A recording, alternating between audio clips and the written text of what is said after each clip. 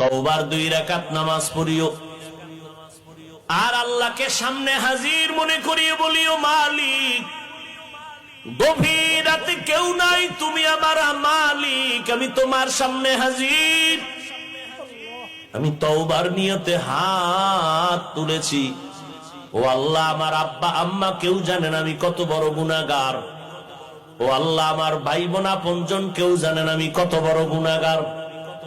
আজ আমি তোমার কাছে ফেরেশ হতে চাই, পবিত্র হতে চাই, আর গুনাহ করব না।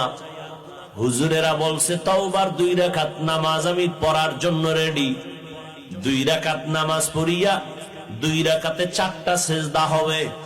সেজদার মধ্যে যাইয়া প্রত্যেকটা সেজদায় এমনের নামাজের মতোই 2 রাকাত নামাজ, শুধু সেজদায় গিয়ে একটু ভিন্ন দোয়া।